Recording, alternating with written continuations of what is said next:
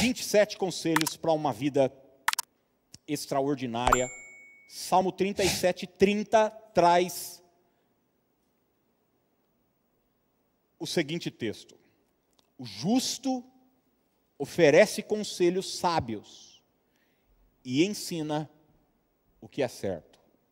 O justo oferece conselhos sábios e ensina o que é certo. A primeira vez que eu ouvi a expressão "quem avisa amigo é", não foi ouvindo no espírito de um amigo de fato que quer me falar sobre algo, me avisar, me aconselhar. Primeira vez que eu ouvi essa expressão foi de uma diretora da 8ª série do Melo, que sempre que ia para a classe dar um esfrega na turma. É uma das pessoas mais chatas que eu me lembro da minha vida, que eu convivi. Ela falava, apesar que para um adolescente de 13, 14 anos, qualquer pessoa é chata, normal, principalmente se vai dar uma dura. E eu me lembro que aquela mulher ia lá, falava as coisas para a gente, daí no final ela falava assim, ó, "quem avisa amigo é". E ela falava também, que é combinado, não é caro. O título desse livro não tem esse espírito de ameaça. De uma diretora de escola ou de um pai falando para o filho o seguinte, experimenta não andar na linha para você ver o que te acontece. Não. O espírito desse livro tem, de fato, a ideia de te trazer conselhos, diretrizes, um caminho, orientação bíblica para que você ande no centro da vontade de Deus. E a ideia é você ter a oportunidade de conversar com personagens bíblicos e pensar o seguinte, se eu tivesse uma horinha com Abraão, o que é que ele me diria? Já parou para pensar nisso ou não? É muito comum a gente ouvir alguém chegar ao seguinte, quando você chegar no céu, esses dias eu abri uma caixinha de pergunta lá no meu Instagram, e perguntaram assim, pastor, quando você chegar no céu, qual é a primeira pessoa que você vai procurar? Para conversar. Daí tem gente que fala, eu quero conversar com o apóstolo Paulo, eu quero conversar com Jesus. Eu confesso para você que eu tenho muitas curiosidades quando chegar no céu. Mas eu quero hoje gastar um tempo com você pensando o seguinte, se nós tivéssemos a oportunidade, por exemplo, de, já em primeiro lugar aqui, conversar com Maria de Betânia, o que é que ela nos diria? Para quem não sabe, Maria é irmã de Lázaro e irmã de Marta. Maria morava em Betânia, um pequeno vilarejo a alguns quilômetros de Jerusalém, e constantemente, quando Jesus ia até Jerusalém, ele parava em Betânia e se hospedava naquela casa. Não sei se você já recebeu algum tipo de celebridade na sua casa, um cantor famoso, é muito comum irmãos falarem assim para mim, nossa, cantor fulano de tal, um cantor gospel, ou um pastor que hoje ficou famoso, já foi na minha casa, pastor, comeu minha comida e tal, e não sei o que, eu tive a oportunidade de conhecê-lo. Imagina você receber na sua casa Jesus Cristo de Nazaré. Bom, Maria era amiga de Jesus. E é interessante que você vai ler a biografia de Maria, ela aparece em alguns poucos trechos bíblicos, tem uma coisa constante. Toda vez que Maria aparece na Bíblia, ela está aos pés de Jesus. Todas as vezes. Texto de Marcos, texto de Lucas e o texto de João. Ela sempre está prostrada aos pés de Jesus. E eu penso que Maria me diria e te diria o seguinte, você vai ver que o texto vai entrar aí, o tópico é o 17 agora, porque nós estamos caminhando desde amanhã. Maria nos diria o seguinte, aos pés de Jesus nós aprendemos. Vamos repetir isso juntos? Diga assim, aos pés de Jesus nós aprendemos. Gente, andar com Deus é estar diante de um ambiente pedagógico constantemente. Todas as vezes que você vir para um culto, você está vindo para a presença de Deus. E não se engane, você está vindo para aprender. Aprender. É por isso que Paulo diz que o nosso culto deve ser um culto o quê? Racional. racional. O Evangelho precisa atingir a nossa mente. Você lê a palavra de Deus, Jesus Cristo é a palavra encarnada, você vai aprender. Gente, eu não aprendi a lidar com dinheiro com os meus pais, eu aprendi a lidar com dinheiro com Jesus Cristo, com a palavra de Deus. Com a palavra de Deus você aprende a criar filhos. Com a palavra de Deus você aprende a se relacionar com o próximo. Com a palavra de Deus você aprende a como tratar quem te ofendeu. Com a palavra de Deus você aprende a lidar com seus sentimentos e traumas, com o passado, com o futuro, com os dilemas da vida. E você vai ver um fato interessante da vida de Maria de Betânia, é quando Jesus dá aquele esfrega em Marta, lembra? Que Marta toda ansiosa, preocupada, porque Jesus está em casa e ela está cozinhando. E ela chega para Jesus e diz, fala nada para essa folgada aí não da minha irmã? Eu sei que, alguém aqui tem alguma irmã folgada, não? Só você lavava louça, só você ajudava em casa, sua irmã era meio folgada? Isso acontece desde a Bíblia, viu gente? E Jesus pega e dá um esfrega em Marta. E diz que Maria escolheu a melhor parte. E nós vamos ver o que é isso. Lucas 10, 39, olha só. Sua irmã Maria sentou-se aos pés de Jesus. E fazia o que, gente? Ouvia o que ele ensinava. Vamos falar isso juntos? Diga, ouvia o que ele ensinava. Então, quando você se prostra, porque aos pés de Jesus nos traz essa ideia, não de uma ação física apenas, mas de uma ação de alguém que se rende, que se vê como menor, de alguém que é submisso, de alguém que está aberto, de alguém que está pronto a receber, porque entende que o outro é superior, é maior. É essa postura que nós devemos ter diante da palavra de Deus. Muita gente hoje, nesse tempo de relativismo que a gente vive, ele pega a Bíblia e ele pinça o que ele concorda ou não da Bíblia. Já viu gente assim ou não? Ele diz o seguinte, pergunta, qual é a sua religião? Ele diz o seguinte, eu pego um pouco de cada coisa, do que eu concordo. Então, por exemplo, eu acho muito legal essa coisa da igreja evangélica, ter uma fé viva, concordo, eu vou. Mas eu gosto muito dessa questão da reencarnação. Então, às segundas-feiras eu vou numa... E a pessoa, ela quer pensar o que ela acha, daí o que ela não concorda, ela tira. Não. Nós devemos buscar a verdade.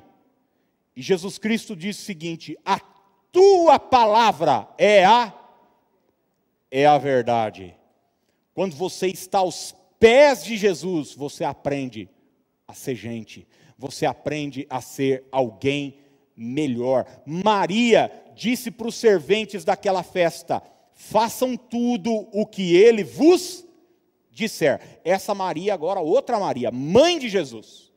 Ele tem uma palavra, ele tem uma direção, ele tem um caminho, então obedeçam o caminho que ele trará para vocês. Aos pés de Jesus nós aprendemos. Sempre que você vir para o culto, venha para aprender. Venha para aprender a ser um pai melhor, aprender a ser uma melhor mãe, aprender a ser um melhor filho, um melhor cidadão, um melhor funcionário, um melhor patrão. Aos pés de Jesus você aprende a lidar com o dinheiro, com suas emoções, aprende a lidar com a vida. A segunda coisa que Maria de Betânia nos diria, e eu estou no 18º tópico dessa mensagem, conselho, é que aos pés de Jesus nós adoramos. Vamos repetir juntos? Diga, aos pés de Jesus, nós adoramos. Você vai até a presença de Deus para aprender, mas você vai até a presença de Deus reconhecendo que Ele é digno de louvor e adoração. Já cansei de dizer aqui para vocês que a gente não fica cantando 20 minutos no começo do culto para esperar os retardatários. Quem chega atrasado. Não, vamos dar uma enrolada. Não. A gente adora, porque a nossa essência, o nosso chamado, é de adorador. É de adorador. Nós vivemos para a glória de Deus. Olha o que João 12, verso 3 nos diz. Então Maria pegou um frasco de perfume caro, feito de essência de óleo aromático, ungiu ele os pés de Jesus e os enxugou com seus cabelos. A casa se encheu com a fragrância do perfume. Maria teve uma atitude extravagante de adoração, tudo isso aos pés de Jesus. Ô, gente, aprende uma coisa, na hora da adoração, fica preocupado com quem está do seu lado, não. Na hora do louvor e da adoração, quando você estiver na presença de Deus, eu não digo só aqui no ambiente de culto, em casa, quando você fecha a porta lá também, esquece de tudo, se joga e se larga na presença de Deus, porque você está na presença daquele que é digno de louvor, de adoração. João 4:23 diz o seguinte: no entanto, está chegando a hora, e de fato já chegou, em que os verdadeiros adoradores adorarão o Pai em espírito e em verdade. São estes os adoradores que o Pai o quê? Procura. Gente, muita gente procura Deus, mas Deus só está atrás de um tipo de gente: dos verdadeiros adoradores. E se ele diz verdadeiro, é porque existe uma adoração falsa, existe uma adoração que não é real, uma adoração que não se prostra, uma adoração que não reconhece o senhorio dele aos pés de Jesus. Nós aprendemos, mas aos pés de Jesus nós também adoramos. E a outra coisa que Maria de Betânia nos diria, e eu vou entrar no apóstolo Paulo, ela nos diria o seguinte: aos pés de Jesus, esse você vai gostar, nós recebemos milagres. Milagres. João 11:32 diz assim: que chegou ao lugar onde Jesus estava e o viu, caiu a seus pés e disse: se o Senhor estivesse aqui, meu irmão não teria morrido. Em dado momento, Maria está aos pés de Jesus aprendendo a palavra. Em outro momento, ela está aos pés de Jesus adorando e exaltando ao Senhor. Mas quando ela está desesperada, ela também está aos pés de Jesus, porque ela sabe que só Jesus Cristo pode realizar milagre na sua vida e na sua história. Você tem um Deus que te ensina, você tem um Deus que é digno de adoração, mas você tem um Deus que intervém na sua vida de forma sobrenatural também. Você pode dizer aleluia por isso ou não, gente? Você sabe o final desse texto: Jesus vai para a beira do túmulo de Lázaro e diz o seguinte: tira a pedra, Lázaro, vem para fora. E a Bíblia diz que algo poderoso acontece. Tudo isso começa aos pés de Jesus. Às vezes a gente está vivendo um momento de aflição, a gente busca ajuda em tudo que é lado. Vá para os pés de Jesus, vá para a presença de Jesus. Ele pode mudar a sua história, Ele pode mudar a sua família, Ele pode mudar o seu trabalho, sua vida econômica, suas emoções. Vá para os pés de Jesus, vá para o joelho, vá para a oração, busque a presença de Deus. Nós servimos a um Deus que opera milagres. Olha só o que Mateus 8, 2 e 3 vai dizer: um leproso aproximou-se de Jesus e fez o que, gente? O que é que ele fez, gente? Ajoelhou, se prostrou, foi para os pés de Jesus e disse: Senhor, se quiser, pode me curar e me deixar limpo. Jesus estendeu a mão, tocou nele. No mesmo instante, o homem foi curado da lepra. Quem aqui já experimentou milagres na sua vida? É aos pés de Jesus. Não é fruto da nossa sabedoria, não é fruto da nossa inteligência, é resultado de uma ação sobrenatural do céu. E eu quero encerrar hoje esses conselhos trazendo coisas que o apóstolo Paulo nos diria. Eu vou pedir para você deixar a Bíblia aberta agora. Abra comigo, porque esse está tudo dentro do mesmo capítulo, Filipenses capítulo 4.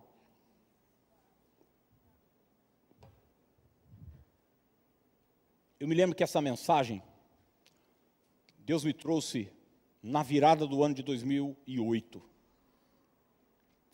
Eu pastoreava fora, meu pastor na época foi viajar fora do país, e eu fiquei com a incumbência de pregar no culto de virada do ano e no Natal, enfim. E eu me lembro que eu fiquei muito preocupado sobre o que trazer. E Deus me levou para esse texto de Filipenses capítulo 4, para esses versos desse texto. E eu encontrei aqui uma riqueza extraordinária da palavra de Deus. Nós estamos diante de um homem que ressuscitou mortos, que escreveu metade do Novo Testamento, que depois de Jesus foi a maior influência para a plantação da igreja cristã. Que conselhos este homem nos daria? Você já parou para pensar, gente, você poder sentar com Paulo? Eu, alguns anos, tem uns 3, 4 anos, eu consegui o contato de um pastor, eu já o conhecia pessoalmente, mas não tinha intimidade com ele. Pastor de uma igreja violenta, gigantesca em São Paulo. E desde que eu era criança, ele fazia eventos em ginásio de esporte em São Paulo. Eu pegava o ônibus aqui, ia para São Paulo ver os eventos desse homem. E um dia esse cara me recebeu na sala dele, e a gente bateu um papo por 1 hora e pouco. Que riqueza poder conversar com alguém da envergadura daquele pastor. Agora imagina Paulo. Pois é, a gente pode conversar. Está tudo aqui. Filipenses 4, e você vai encontrar esses conselhos aqui no livro Quem Avisa Amigo É. Primeira coisa que Paulo nos diria, e é a 20ª aqui do texto, era a seguinte: permaneça firme com Jesus. Pode parecer óbvio, pode parecer chover no molhado, mas nada é tão urgente e necessário nos dias de hoje do que essa palavra. Eu quero que você seja a boca de Deus para alguém perto de você e diga: permaneça firme com Jesus. Ô, gente, você serve a um Deus de aliança. Tem gente que quer ter Você vai ver que a figura que Paulo usa da relação da igreja com Jesus é o quê? É um casamento, gente, é um noivado. Ele diz que ele é o noivo e nós somos o quê? A noiva. É um comprometimento, não é uma ficada. Não é uma noite. Tem gente que quer Jesus assim, de vez em quando. Quando a água bate no pescoço. Quando a situação aperta. Não, que a gente possa ter uma postura. Eu vou ficar firme, eu vou permanecer firme na presença do meu Deus. Um dia eu tomei essa decisão, gente. Sabe quanto tempo faz? Faz 30 anos, cara. Faz 30. Teve momentos em que o negócio envergou, o vento bateu forte, eu achei que eu ia cair. Quando você está firme com Jesus, você permanece de pé. Teve momentos que eu tive muitas dúvidas, que eu não entendia um monte de coisa, mas nesse momento, sem entender, eu fiquei firme com Jesus. Teve um momento da minha vida, da minha adolescência, que eu queria fazer coisas que Deus me proibia de fazer. Nesse momento, eu permaneci firme com Jesus. Teve momentos que Deus me mandou fazer uma coisa e eu não obedeci. E depois eu reconheci que eu estava errada e voltei e permaneci firme com Jesus. Essa deve ser a postura de todo cristão. Dizer o seguinte: eu negocio muitas coisas, mas eu não negocio a minha fé em Deus. Ele é o meu alicerce, Ele é a minha base. Olha o que o verso 1 de Filipenses 4 nos diz: portanto, meus irmãos, amados e muito saudosos, minha alegria e coroa, sim, amados, permanecei o quê? Deste modo, firmes no Senhor. Firmes no Senhor.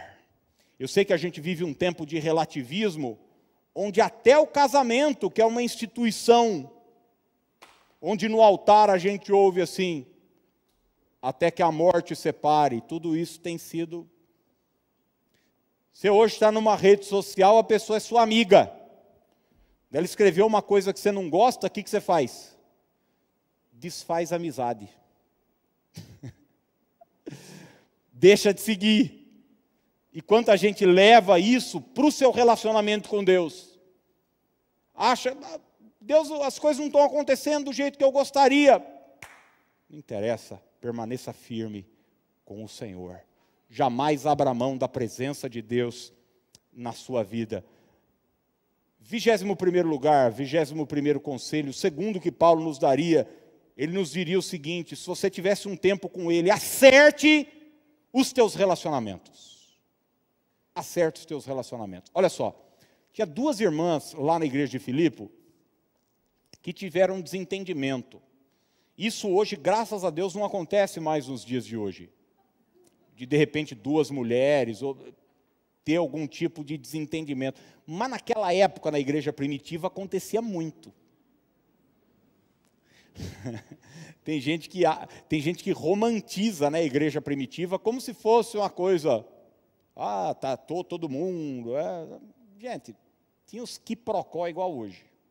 Mesma coisa. E Paulo escrevia para corrigir esses quiprocó. Você vai ler Coríntios, por exemplo, tinha um cara que estava indo para a cama com a madrasta. Paulo escreve o seguinte: viu, você bota esse moleque para correr da igreja. Não aceita essa sem vergonhice, não.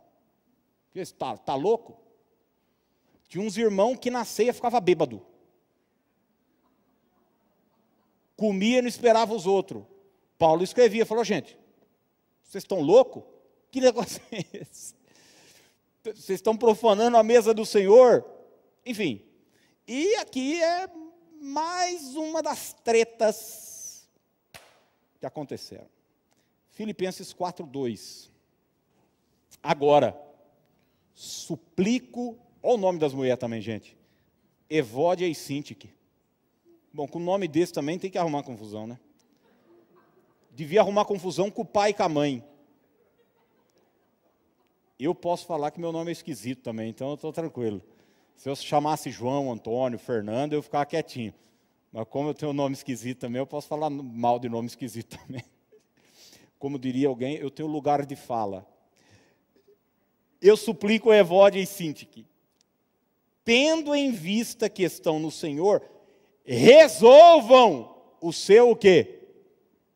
Desentendimento. Eu não sei o que aconteceu com essas mulheres. Uma das curiosidades que eu tenho no céu é ir atrás de Evódia e Sintique e falar aos irmãos: o que era? Que emprestou tapuér, não devolveu? Qual que foi o problema? Entrar numa briga de criança. Porque, gente já viu de tudo. Achou que o marido estava olhando para... O que foi que aconteceu? Paulo não fica perguntando, o que aconteceu e tal. Ele diz o seguinte: vocês resolvam esse desentendimento. Na Almeida, revista e atualizada, ele diz o seguinte: pensem concordemente no Senhor. Sabe, gente, nós somos diferentes e não tem nada de errado nisso. A beleza da igreja é essa. Você vê pessoas na igreja, tem pessoas aqui na igreja, por exemplo, que são grandes empresários. Tem pessoas aqui em altos postos, em multinacional, em grandes empresas. Tem gente aqui que é responsável por milhares de pessoas, famílias embaixo dela. E tem gente que, cara, trabalha, zelador num prédio. A beleza da igreja é essa, nós somos diferentes, culturas diferentes. Temos posição social diferente, mas olha, aquilo que nos une é muito maior do que aquilo que nos separa. E sabe o que nos une? Jesus. Jesus, o Senhor. É por isso que ele diz: pensem concordemente no Senhor. Quando é que os relacionamentos, gente, quando é que um casamento começa a dar problema? Quando você fica dando mais atenção àquilo que você diverge do que aquilo que você concorda.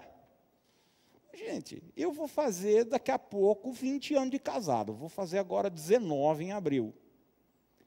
Você acha que eu penso igual a minha mulher em tudo? Tudo a gente pensa igual. Tudo igualzinho. A gente é diferente. Fomos criados em situações diferentes, realidades diferentes. Mas se você ficar dando atenção às diferenças, sabe o que acontece? O relacionamento simplesmente acaba. Acerte seus relacionamentos, dando atenção e foco àquilo que é muito maior, aquilo que une vocês, não vale a pena viver uma vida de desentendimento. Tem gente que todo lugar que vai arruma confusão, gente, é impressionante. É impressionante. Não perdoa, não resolve, não acerta, vai jogando os desentendimentos para debaixo do tapete, vai guardando mágoa no coração. E sabe o que acontece? Você não perdoar alguém, como alguém disse um dia, é você quebrar uma ponte, destruir uma ponte, que um dia você vai precisar passar por ela. Acerta isso, conserta isso. De repente você está sem falar com seu pai, está sem falar com a sua mãe. Hoje, esse negócio de mãozinha dada na igreja, todo mundo com carinha feliz, isso não me engana. Tem casal que fecha o pau em casa e vem para a igreja, oh, aleluia, santo, santo. Na hora que chega em casa, vai um para um quarto, outro para o outro. E... acerta, cara. Resolve. Porque não vale a pena seguir desse jeito. Isso é um conselho prático. Aí você diz, não, a única coisa que Deus está preocupado é com a minha salvação. E a sua salvação passa pela maneira como você se relaciona com o próximo também. Sabia disso, não? Jesus nos ensinou no Pai Nosso, perdoa as nossas dívidas, assim como nós perdoamos os nossos devedores. E não nos deixes cair em tentação. Então resolve, para de achar, vamos fazer uma discussão aqui para ver quem está com a razão. Cara, vai ficar lutando para ver quem está com a razão ou vai acertar o relacionamento? O texto segue, e Paulo nos diria o seguinte: escolha a felicidade. Vamos repetir isso juntos? Diga, escolha a felicidade. Gente, felicidade é uma escolha. Não é um sentimento, não é resultado de conquistas que você tem na vida. Tem gente que acha que vai ser feliz. Eu já contei isso aqui para você. Eu lembro um dia, uma pessoa ficou 3 horas choramingando para mim, dizendo, eu sou depressivo, eu sou triste, eu não sou não sei o quê. E eu falei, mas por que a senhora é assim? Ela falou, porque eu não casei. Falei, será que eu conto para ela? Chamo outra pessoa para contar? Ela botou na cabeça dela o seguinte, o casamento me trará felicidade. E eu falei para ela que não. Pensa numa mulher que ficou brava comigo. Casamento não traz felicidade. Filho não traz felicidade. Dinheiro não traz felicidade. Posição na sociedade não traz felicidade. Olha o que traz felicidade. Filipenses 4:4. Alegrai-vos sempre no Senhor. Outra vez vos digo, alegrai-vos. Ô, gente, conquistas pessoais, como por exemplo, você sonha em trocar de carro, você sonha em comprar um sapato, você sonha em trocar de bolsa, você sonha em usar uma marca não sei o quê, você sonha em cortar seu cabelo no Estúdio W, você sonha, no dia que eu tiver alcançando aquela vida de madame, não sei o que lá, e tal, e eu vou ser uma mulher feliz e não sei o quê, primeira vez que você vai, você fala, ai, que legal, que gostoso, serve até cappuccino para nós, mas cobrando que eles cobram, tem que dar até na boca o cappuccino. Eu nem sei quanto cobra. Eu não sei você, mas eu tenho um lugar que eu tenho até medo de passar na frente. Eu tenho medo, eu não sei, eu acho que vão cobrar de eu passar na frente. Eu assisti o filme da Gucci, chama Casa Gucci, e foi o mais próximo que eu cheguei da marca. Assisti o filme no cinema, foi o mais próximo.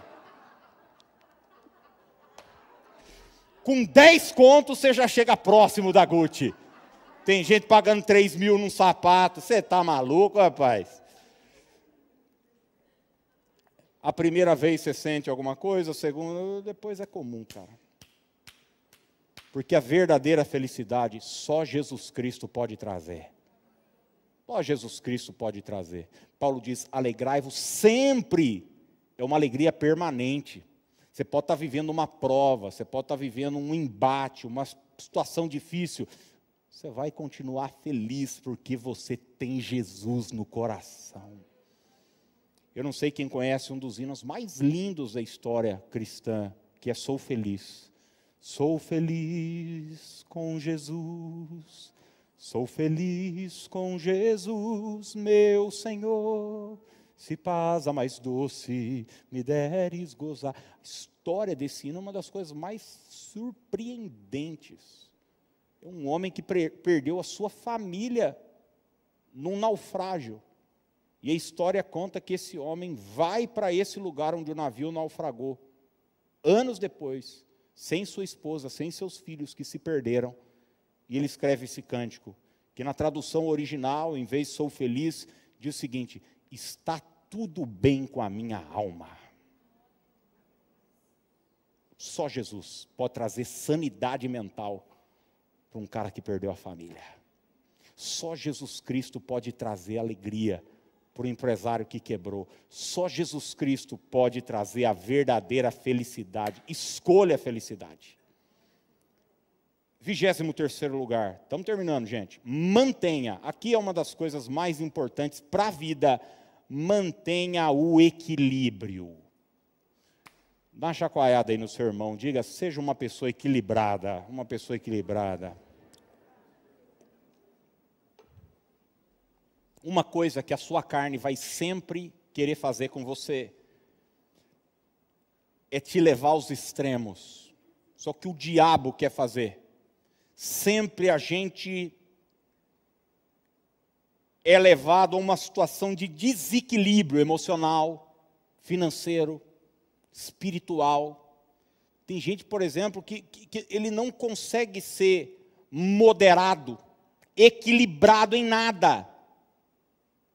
Nunca fez uma atividade física. Nunca. Ele diz, vou começar a fazer e vai ser amanhã. 4 horas da manhã, eu estou na agronomia amanhã, eu vou correr 10 quilômetros. Conhece gente assim, não? Cara, é assim, tudo é os rompantes. De repente fala demais, só fala demais, parece um papagaio, só fala bobagem, né? Porque quem fala demais dá bom dia a cavalo, né? Você sabe. Ele ouve uma palavra e tal, não seja tardio no falar. Ele diz o seguinte, quer saber, não vou falar mais nada. Daí acaba o culto, vai para casa. O que foi? Vocês brigam quando eu falo, brigam quando não falo, agora... Cara, é sempre os rompantes. Sempre. Ou é muito gastador, ou é munheca de samambaia. Não consegue ter uma vida equilibrada. E o Evangelho vem para nos trazer equilíbrio, gente. Esse era o problema dos fariseus. Eles eram desequilibrados. Se apegavam numa coisa. Jesus vem e falou, gente... façam isso sem omitir aquilo. Jesus vem trazer equilíbrio. E olha o que Paulo escreve no verso 5. Para os irmãos de Filipe. Seja a vossa, o que, gente? Moderação conhecida de todos os homens, perto está o Senhor. Escrevendo a Timóteo, Paulo diz o seguinte, Deus não nos deu espírito de medo ou covardia, mas de poder, de amor e do quê? Moderação. Equilíbrio. Por exemplo, comidas, tem que ter equilíbrio para comer. A Bíblia não condena bebida alcoólica. A Bíblia condena o desequilíbrio no trato com a bebida alcoólica. Eu, como seu pastor, se você tem problema, ou já teve, ou tem histórico na família nessa área, eu te aconselharia o seguinte, não tome nem sorvete de passas ao rum. Um conselho que eu daria. Quem já bebeu sabe do que eu estou falando. Porque não consegue lidar. Então, mas tem gente que vai e pende para o desequilíbrio. Não faça isso. Não faça isso. Leve uma vida moderada em todos os aspectos. Equilíbrio. É desequilibrado para trabalhar. Trabalha não dá tempo para a família. Nós tem que ter uma vida equilibrada, cara, regrada. Você tem um tempo para trabalhar, você tem um tempo para a sua família, você tem um tempo para vir à casa de Deus, você tem um tempo para lazer, para passear, equilíbrio econômico. Você coloca cada coisa no seu devido lugar. Pega toda a sua finança e bota tudo num negócio. Cara, isso vai te matar, isso vai te estragar. Tem um pouquinho para você ir passear, tem um pouquinho para você se divertir, tem uma reservinha, tem um pouquinho para... Sabe, tenha equilíbrio, essas coisas fazem bem para a vida da gente. E às vezes o emocional está todo destruído por desequilíbrios que nós vamos criando na nossa vida e na nossa história. Eu não vou nem falar de desequilíbrio aqui, de temperamento, porque tem gente que é completamente desequilibrada, tanto para um lado como para o outro. Não vale a pena. Seja a vossa moderação. Eu disse agora no culto das 18, o fruto do Espírito atinge em cheio nossa vida emocional. Você vai ver, o que é o fruto? É o resultado de alguém que tem o Espírito Santo. O que é que tem? O que é que Paulo fala? Que essa pessoa sapateia na hora do culto? Não. Ele diz o seguinte, essa pessoa é longânima, essa pessoa é mansa, essa pessoa tem domínio próprio, essa pessoa tem paciência. Essas coisas fazem parte da vida cristã. 24º lugar. Aqui acho que ninguém aqui precisa ouvir isso, mas eu vou falar caso tenha escapado alguém e entrado aí desatento. Paulo nos diria o seguinte, cuidado com a ansiedade.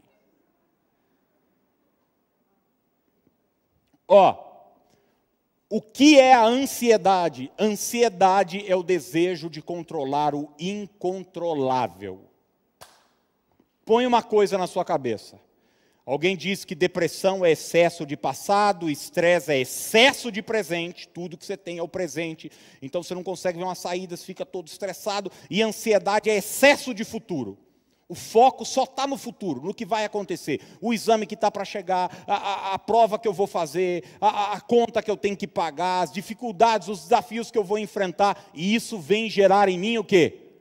Ansiedade. Mas a Bíblia condena a ansiedade. Tem gente que fala assim, eu sou ansioso e tal. Você está pecando. Vai por mim. Você sentir ansiedade é uma coisa.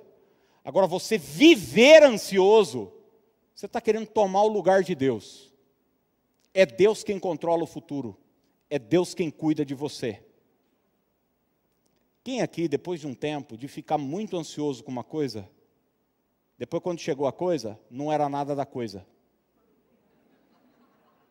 E você ficou com raiva de ter coisado. Você fala, por que eu sofri tanto, cara? Sofri à toa. E tem muita gente sendo destruída, a gente dá risada e tal. Tem muita gente sofrendo com ansiedade. Sofrendo com ansiedade. Entrega o teu caminho ao Senhor. Confia nele. E o mais ele fará. Gente, a vida é tudo questão de perspectiva. Um dia eu conversei com uma moça abençoada, serva de Deus, aqui na igreja, fiel. E ela estava toda ansiosa e preocupada. Eu falei, que foi, filha? Por que você está assim? Ela falou, pastor, não tenho casa própria. Eu falei, bem-vindo ao clube também não. Agora, cara, não vou fazer da minha vida um inferno por causa disso. Tem gente que fica tão aficionada por uma coisa.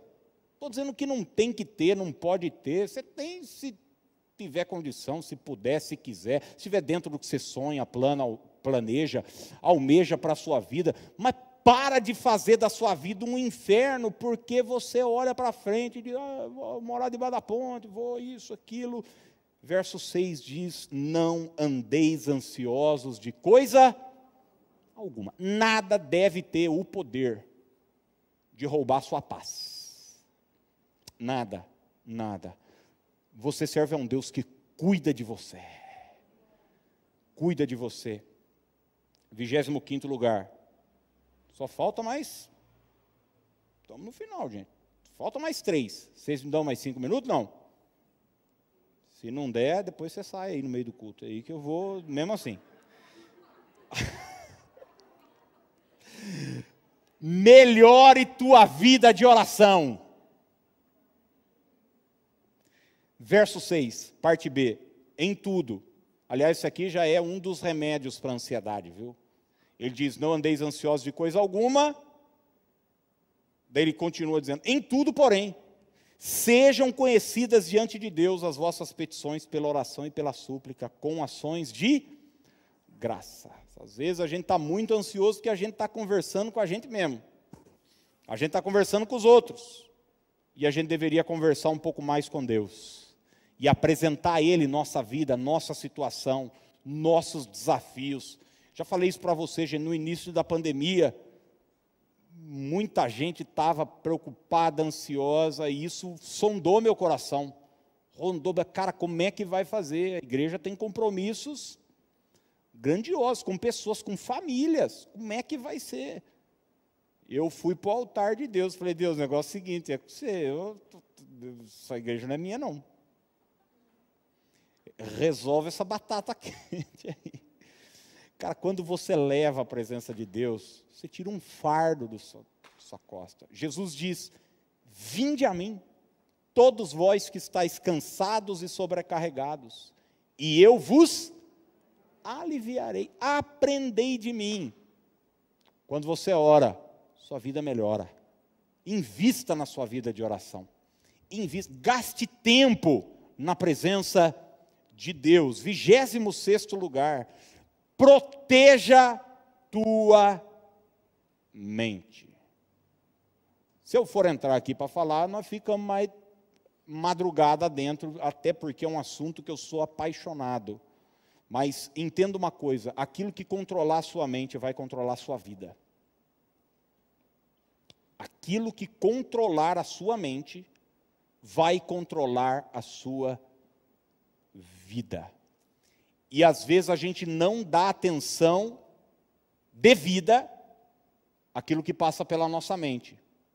Alguém, em algum momento da história da vida cristã, falou e ficou. É praticamente uma lenda urbana, que o diabo não sabe o que está na sua mente. Ô gente, deixa eu falar uma coisa para você. Se tem um macaco velho nesse mundo, é o diabo. O diabo é o maior psicólogo da história da humanidade, cara. Ele lida com o ser humano, mas faz tempo. E às vezes a gente acha que a nossa mente é um ambiente onde a gente pode, de repente, não. A sua mente é um campo de batalha. Já recomendei aqui zilhões de vezes e vou recomendar a zilionésima primeira. Leia o livro da Joyce Meyer, O Campo de Batalha da Mente. O Campo de Batalha. Esse livro mudou minha vida. Sabe quando que eu consegui perder 40 quilos? Quando eu entendi que a batalha estava aqui, ó, na minha mente. Isso serve, não é para você perder sua barriga não, viu? Serve para você lidar com o dinheiro, com seus instintos sexuais, com seu temperamento, serve para tudo. Se você ganhar a batalha aqui, você ganhou a batalha fora. Se você perder a batalha aqui, você perdeu a batalha fora. É aquela máxima milenar. E eu não posso impedir que um pássaro pouse na minha cabeça, mas eu posso impedir o quê? Que ele faça um ninho na minha cabeça. E Paulo diz no verso 8, finalmente, irmãos, tudo que é verdadeiro, tudo que é respeitável, tudo que é justo, tudo que é puro, tudo que é amável, tudo que é de boa fama, se alguma virtude há e se algum louvor existe, seja isso que ocupe o vosso pensamento.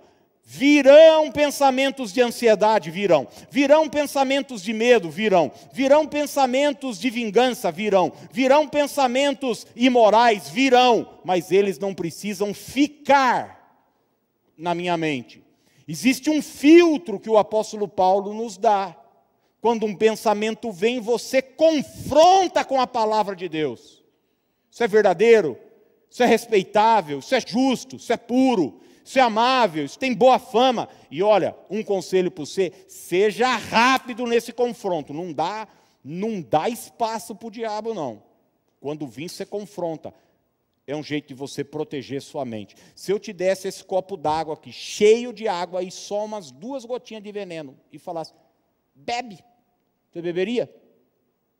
Claro que não. Você fala, não, pastor, mas tem veneno aí dentro. Eu falei, não, mas só um pouquinho. O resto é tudo água, limpinha. Boa mineral. Perrier. Pensa numa Perrier. Aqui, ó. Por que a gente cuida tanto do corpo e não cuida da alma, da mente? A gente bota porcaria para dentro.